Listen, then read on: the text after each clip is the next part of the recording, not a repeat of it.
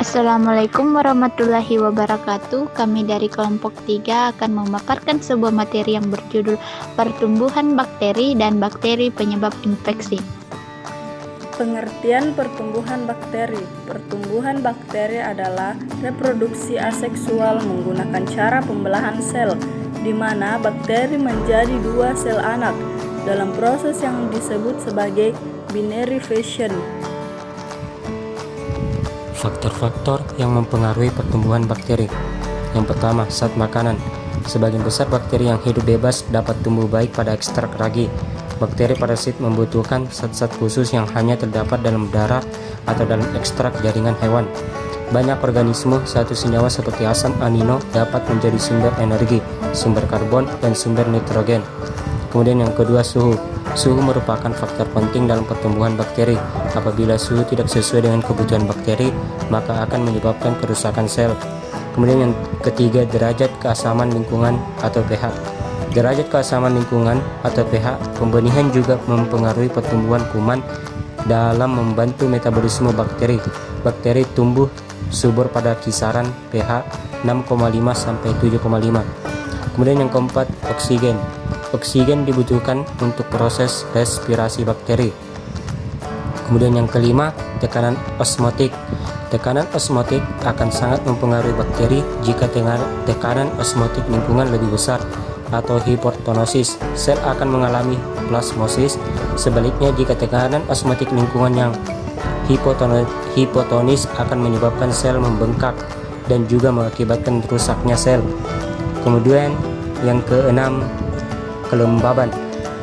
Ruangan dengan kelembaban di atas 75% akan menyebabkan berkembangnya bakteri, sedangkan udara yang sangat kering dapat membunuh bakteri atau menyebabkan pemberhentian kegiatan metabolisme bakteri. Dan yang terakhir yaitu pencahayaan. Pertumbuhan sel bakteri. Pertumbuhan adalah meningkatnya jumlah kuantitas massa sel-sel baru. Terjadinya proses pertumbuhan tergantung dari kemampuan sel dalam membentuk protoplasma baru dari nutrien yang tersedia di lingkungan. Pada bakteri, pertumbuhan secara aseksual dan disebut dengan pembelahan binar.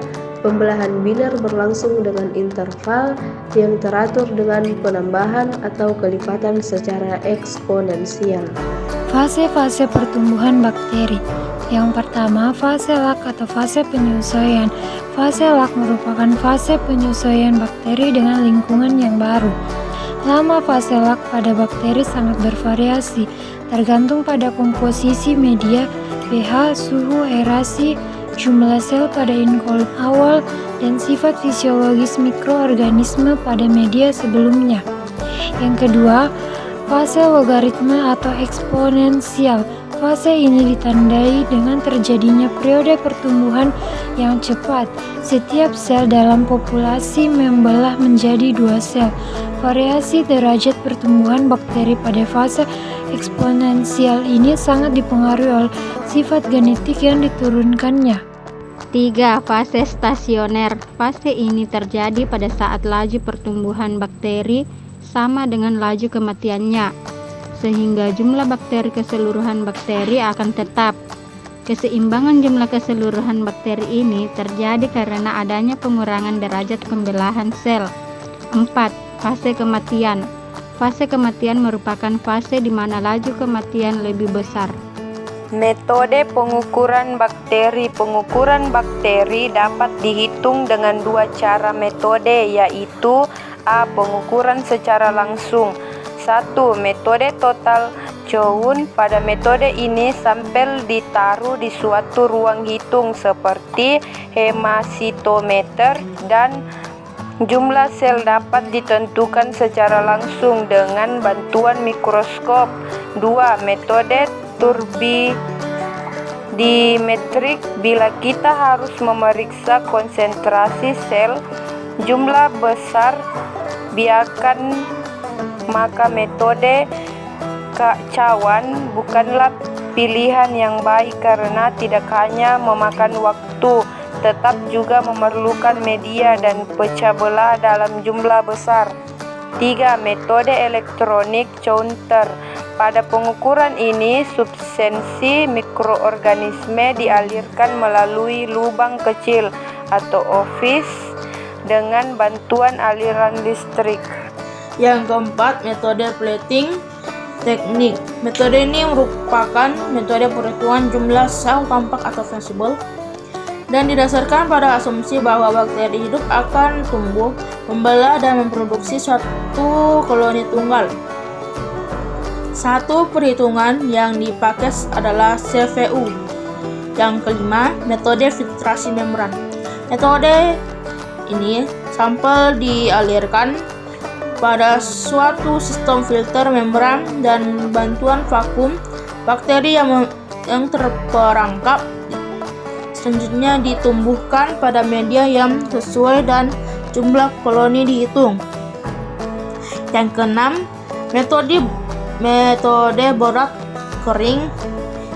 Cara yang paling cepat mengukur jumlah sel adalah metode berat kering.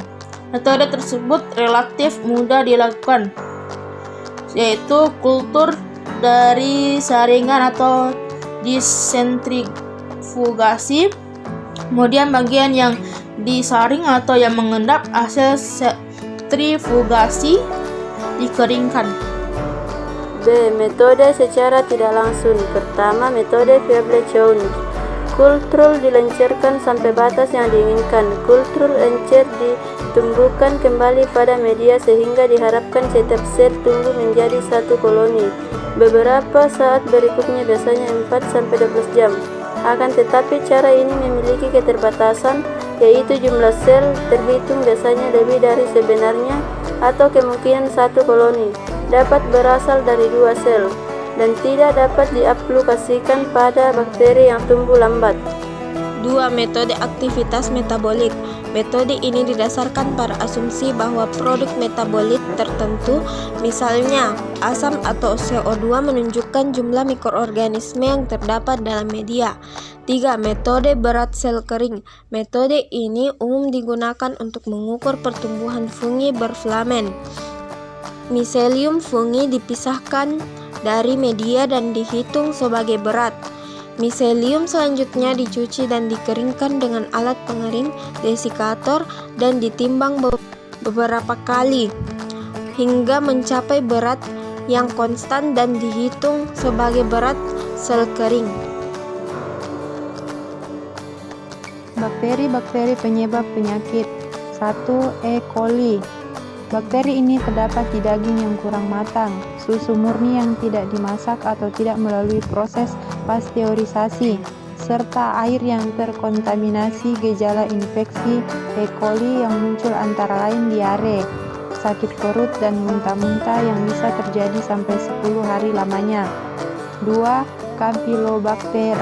Campylobacter jejuni adalah bakteri berbentuk spiral yang tumbuh pada sapi dan ayam, menginfeksi hewan ternak tanpa adanya gejala. 3. Listeria. Listeria monoctogenes adalah bakteri yang ditemukan pada tanah dan air.